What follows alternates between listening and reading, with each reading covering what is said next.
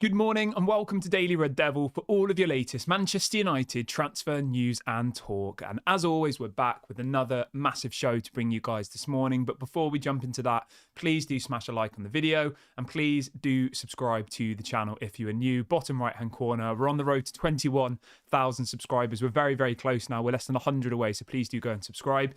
On the show this morning, we're going to be talking about a story coming out saying that apparently Erik ten Hag wants Varane to stay at Manchester United amid potential talks of him leaving for, another club. We're also going to be talking a bit about Sir Jim Ratcliffe's plan to overhaul the Manchester United scouting network, and even goes on to say that apparently he is absolutely shocked at how Manchester United have effectively wasted over £1 billion in transfer fees over the last 18 years. We'll talk about that.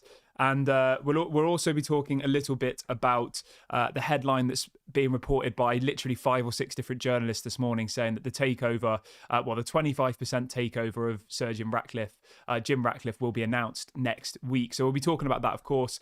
We've got some other bits to get into as well. We'll be talking about obviously the game tomorrow against Luton.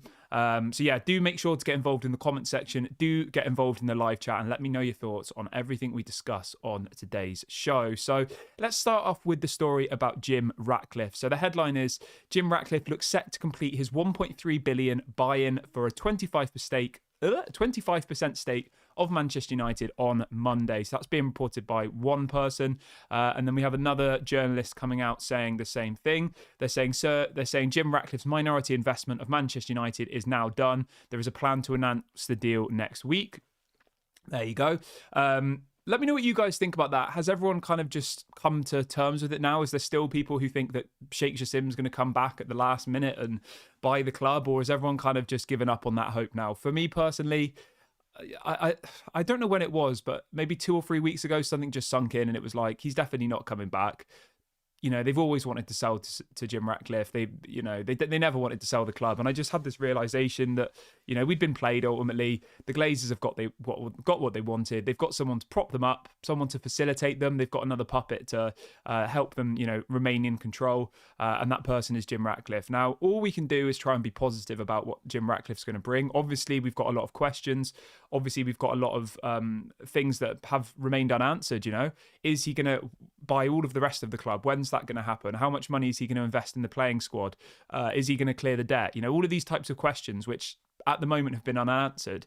The only clarity we've had at this moment in time is that he was going to invest around 250 million into the infrastructure, into the stadium, which is clearly not going to be enough to get us anywhere. It might be enough to fix the roof. It might be enough to give Old Trafford a lick of paint, but you're not going to have a world-class stadium renovation for 250 million. It's simply not going to happen. So that's the only bit of clarity we really have at the moment. So we'll have to wait and see what happens with Jim Ratcliffe. Obviously, on the the more infrastructure side, on the management side, it does look like the CEO will be Jean-Claude Blanc, who's obviously a well-regarded CEO across all different sports. He's been involved in the Tour de France. He's been involved in lots of different big major sports events. And then it looks like that Paul Mitchell will become the sporting director. Both of those appointments I'm happy with. I think, John Murtough and Richard Arnold going, I think that is the correct decision. Obviously, they've not actually been in the job that long, and a lot of the mediocrity had come from Ed Woodward, to be fair. But I think, John Murtough, Richard Arnold, Ed Woodward, they all just seem the same to me. They're all just business, financial type people. And I think that, addressing that from the very beginning is probably one of the most important things for me. So as long as Jim comes in and immediately we see change in that sense, then I'm not going to be 100% happy because I'll still be a bit unsure, but I'll be a little bit more confident in that he knows what he's doing and that he's addressing the main problems to begin with. But let me know what you guys think. If you were Jim Ratcliffe, what would be your first point of call?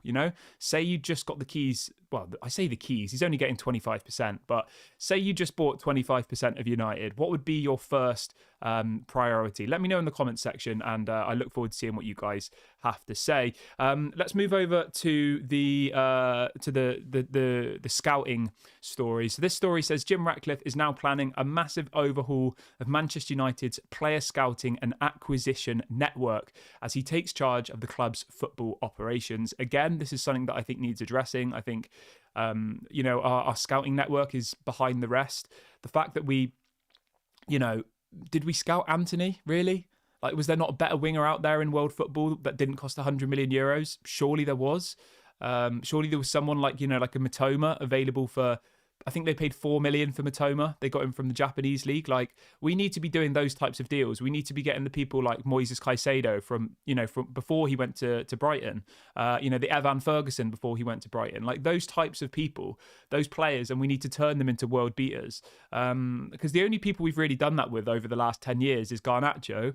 Obviously, we bought him from Atletico Madrid, I think, for about £500,000, maybe 2 or 3 years ago, as a youth player. So that was a good acquisition. Pellistri and Amad Diallo. Those are the only kind of 2 or 3 people that we've brought in at a really young age.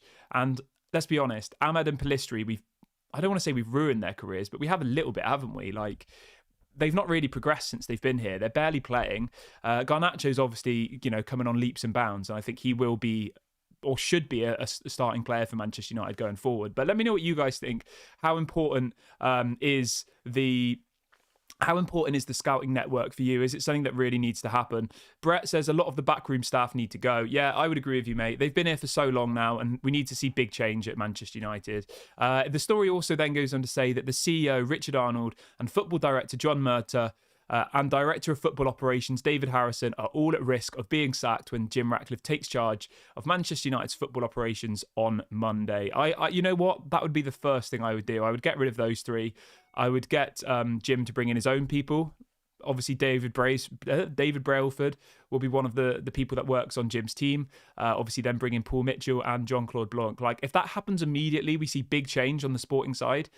It will fill me with a little bit more hope. If he comes in and then it's like, oh, we're going to do a 90-day review on John Murtagh and Richard Arnold, I'm just going to be like, surely you don't need 90 days to work out whether they're the right people for the job or not. Like, we could tell you that they're not immediately. And if you've been following Manchester United, which you hope he would have, supposedly being a Manchester United fan, you'll know that these people haven't been good enough. You know that the scouting network's not good enough, and that should be one of the first thing he addresses. But let me know what you guys think. What would be your first point of call? Frank says a new CEO, new director of football would be my for starters. Al says, I don't believe Sir Jim Ratcliffe was ever buying 100% of the club. Why would the Glazers reject the Qatari bid to sell out in 3 years? The Qatari sources say the Glazers never wanted full sale. I agree with you there, mate. I think we got played. I think Jim always just wanted to prop up the Glazers. And once he's in, there's nothing we can do about it. You can go and protest and do whatever you want. But once Jim Ratcliffe's in, that's it. You can't, you can do as many protests as you like. It's not going to get rid of him. Paul says, prevent access to Old Trafford every game until the Glazers sell 100% of the club. That is the priority. I mean, yeah, that would be good, wouldn't it? It would. That's what should happen. And I just hope that when we get this announcement on Monday, they tell us exactly what's going on with the kind of future plan. Like, when are we going to get them fully out? Like, that's what we need to know. And I think that will create a lot more peace in the fan base if we know there is an exit plan for them. Otherwise, it's just uncertainty, isn't it? But yeah, let me know what you guys think about that. Abdul says Kingsley Coman was available for around 57 million in the summer, about half of Anthony's price. I mean, there you go. That's just another example of poor recruiting, isn't it? When somebody like Kingsley Coman, who is a quality player, obviously won the World Cup with France, been unbelievable for Bayern Munich, available for, nearly half of what Anthony was available for. But that's why we need new directors of football. Well, we need a director of football.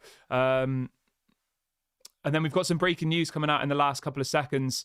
This is coming out from Simon Stone, BBC News journalist. Very, very credible. So this isn't tabloid. This is he gets his information directly from Manchester United, Simon Stone. So he is a tier 1 journalist, up there with Fabrizio Romano, especially for Manchester United, because he is a Manchester United correspondent. And he is reporting literally in the last 2 minutes as we're live, Sir Jim Ratcliffe's deal to become a minority shareholder in Manchester United is expected to be agreed during the international break, which starts on Monday, as early as next week. So it looks like that deal is done, and it looks like it will be announced next week when the international break is on. I think, yeah, the international break's next week, isn't it? because obviously we play Luton and then it's the international break. So next week we'll get the announcement. Hopefully we'll get some more details. The other sources we mentioned earlier on in the stream, they were, I would say one of them was tier 1 and the other was tier 2. But Simon Stone for Manchester United News is literally probably the best one. He's the football reporter for BBC Sport, and he's very, very focused on Manchester United. He's a very good journalist, and he doesn't put out stuff for clicks or stuff that he's not 120% sure on. So whether we like that or not, it looks like it will be announced next week, and it will be Jim Ratcliffe. So there you go. And then we've got another story coming out this morning that I wanted to get into actually, I'm not sure about this one. It says Jadon Sancho, Antony, and Anthony Martial are all set to be sold by Manchester United in January. I just don't buy that, to be honest. I think Jadon Sancho and Anthony Martial, yeah, 100%, they should be going. But I just don't think anybody's going to buy Antony, personally. Like, how much did we pay for him? Was it 100 million euros? I think it could be 100 million euros rising to 100 million, couldn't it? Like, there's no way on earth anybody's going to give us anywhere near that type of money. We paid them 95 million euros for Antony. Like, why would we sell him after 1.5 years? Like, I just think that story is rubbish. I think Anthony Martial, yes. I think Jadon Sancho, yes. Both of them should be sold in the January transfer window. Obviously, Jadon, we don't need to go into that again. Martial's contract's up in the summer, so you either sell him now or you let him go for free. So yeah, for me, both of those players will go in the January window, and hopefully then we bring in a replacement. Obviously, if anybody missed the show last night, it looks like Manchester United are targeting Taremi from Porto, and then I don't know who we're looking at in the wingers at the moment, to be honest. Obviously there was links with Chiesa from Juventus. That would be an interesting option, but how much would that cost us? I don't know. I would be quite happy to bring in somebody younger, somebody, more youthful, put this new scouting network to work, but we'll have to wait and see what happens with that one. Yeah, I know a lot of you are probably saying, let's get Antony out and all the rest of it, but we just spent 95 million euros on him. There's no way he's going to leave at this stage. Everyone who's just joined in the last couple of minutes, please do smash a like on the video. Please do subscribe as well, bottom right hand corner. We're very, very close to 21,000 subscribers, so please do go and subscribe if you haven't already. Doesn't cost any money, bottom right hand corner. Right, let's crack on with the rest of the show though. Let's talk about this Varane story. So obviously, anybody who's been watching the games recently can clearly see that there's something up with Varane. His body language doesn't look right. Ever since Erik Ten Hag dropped him for the Manchester derby and then said it was for tactical reasons, he's not been happy. And in some ways, I don't blame him. But on the flip side of that, I would say he's paid 350 grand a week to play for Manchester United. You've got to get on with it, and his ego has obviously been rubbed up the wrong way, hasn't it? And he's not happy about it. So the first story that came out said there is a good chance that Varane will leave Manchester United in the summer. He has interest from Saudi Arabia and elsewhere. Casemiro has also received interest from Saudi Arabia and could leave. Now, the question I've got to ask you this morning is, would you be happy if Varane and Casemiro went to Saudi Arabia? Now, let's say for argument's sake, we get 40 million for each of them. Do you think that would be a good bit of business? For me, I think it would. I do.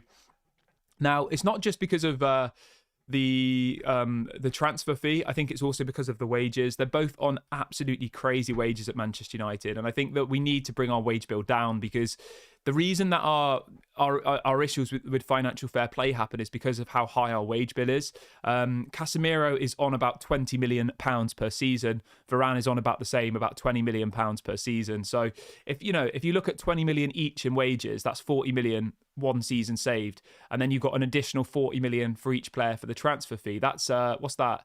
120 million pounds we'd raise from letting those two go. You then maybe promote someone like Kobe Mainu, you bring in someone like John Claire Todibo, and you bring in some other youthful players as well as maybe a world-class midfielder. I think you're in a much better position then to go forward, and your wage bill will be less and all the rest of it. I like Casemiro, I like Varane, but I think we need to still have a massive clear out. We need to have a massive reset at the club. I still think we're in the middle of a rebuild. I think we're still at stage one of the rebuild, to be honest. I think we're way off the finished product by way of the players. I don't think Erik Ten Hag has the players he needs to be able to implement his style of football. We know that. He pretty much said that in a press conference the other day. And I think that, these types of players who are past 30, and let's be honest, past their best, aren't going to be the players for the future. Digital says Varane and Casemiro can leave if the right offers come in and then we get them off our wage bill. I agree. Paul says, listen, I've lived in Spain for almost my entire life, and I can explain why buying players from Real Madrid is a bad idea. We have to get rid of this bad habit. Yeah, it is a bad idea. You know, the thing with Real Madrid is they only sell players when they're past their best, realistically, don't they? And that's happened to us twice now. When Varane came in, I think he was still in a good... Maybe he was on the decline, but I still think he was worth buying at that point. Whereas Casemiro... I love Casemiro. I think he is one of the best CDMs in world football. Maybe not anymore. But yeah, we got Varane, what was it, 2 years ago? He was only 27, 28 at that point. So he was still available a lot more. It was only in the second season last year where the injuries started to really, really pick up. And ever since then, it's just been absolutely terrible, isn't it? He's had so many injuries, so many issues. And now it seems that he's fallen out with the manager. But the story coming out is apparently that Erik ten Hag does want Raphael Varane to stay at Manchester United. I don't know. It says Erik ten Hag is keen to keep Raphael Varane at Manchester United amid interest from the Saudi Pro League ahead of January. I mean... Is he saying that because he knows he's not going to get a replacement? If we're not going to get a replacement, then yeah, obviously you'd keep Varane, wouldn't you? It's better to have a Varane than nobody. Maybe there is the fear that with the uncertainty over the ownership, hopefully that gets resolved next week. But, you know, maybe with the uncertainty over the ownership, maybe he wonders whether... You know, you let Varane go and then the Glazers say, oh, we're just not going to buy a replacement. Like, that is a possibility, isn't it? Oh, financial fair play this, financial fair play that. So, yeah, I kind of understand that. Somebody says, I like Varane, I like Casemiro, but we need a complete resetting and we need to get players for the future like Chelsea. David says, Paul Mitchell wanted Van Dijk, Spurs, but chose Southampton instead. Fair enough. Somebody says we should definitely be bringing in younger and hungrier players. Varane and Casemiro have won everything, and Man United seems to be their retirement plan. I would agree with that. Al says Rashford, Sancho, Casemiro, and Varane are all on over 300 grand a week. Bruno and Mount are also on huge wages. Even Luke Shaw signed an expensive extension. Yes. Somebody says Chelsea are building for the future, so we need to as well start building for the future. Yeah, I agree. Yeah, we need to desperately start planning for the future, don't we? Because at the moment, I feel like we're just living in the moment, and in the moment, we're not good enough. So what happens when Bruno's not good enough anymore and he's too old, you know? Like, probably our only world-class player. We've got an aging squad, haven't we? And we need to start prioritising those youngsters, like the Garnachos, the Hoylands, the Pelistris, the Amads, the Kobe Mainus, etc., you know? So yeah, I agree with you definitely on all of that. Jay says, do you know if we're obligated to buy Amrabat or is it a loan with an option to buy? It's a loan with an option to buy, so we can decide in the summer whether we want to sign Amrabat or not. I think, let me just double check how much. Obviously, we paid about, I think it was about 8 million we paid up front. So it says, so we paid £8.5 million loan fee, right? Which I think is okay for a season. And then if we want to buy him in the summer, we'd have to pay an extra £21.4 million.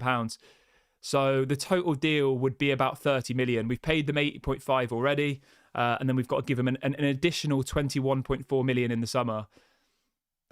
I don't know at this point. So the total deal would be worth 30 million. 27 years of age.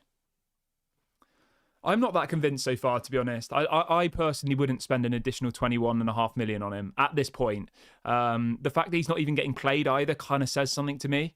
Unless we see a miraculous change of form, I don't think he's worth an additional 21.5 million at this point. I think we need to go and buy a world-class midfielder. If Casemiro goes, I think we need a world-class midfielder. And I don't think Amrabat's world-class, personally. So yeah, I don't know. I'm still a bit 50-50 on it, but at this point, but yeah, just to be very, very clear, the Amrabat is an option to buy. We don't have to buy him in the summer. There is the option of whether we decide to do that or not.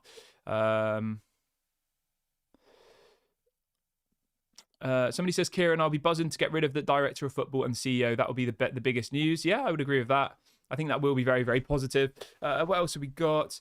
Fred says, the ownership isn't changing if they're not happy now. When? I know, mate. It's frustrating. I get it. And I know everyone's still... We've been kept in the dark for so long over this, haven't we? And it is frustrating. And I just hope that when this announcement comes next week, there is actually some clarity, that we get some sort of interview, and that like we can actually we can actually just have a bit of peace then and just try and focus on the future, because otherwise it's just frustrating, isn't it? But I'm going to wrap the video up there, guys. Thank you so much to everyone who has joined me on the show this morning. I will be back at 6 o'clock today for obviously another show. Please do make sure to smash a like on the video before you go, and please do subscribe to the channel, bottom right hand corner. As I said, we're on the road to 21k subscribers, so please do get involved if you haven't already. Thank you so much for watching. This has been Daily Red Devil, and I'll speak to you all a bit later.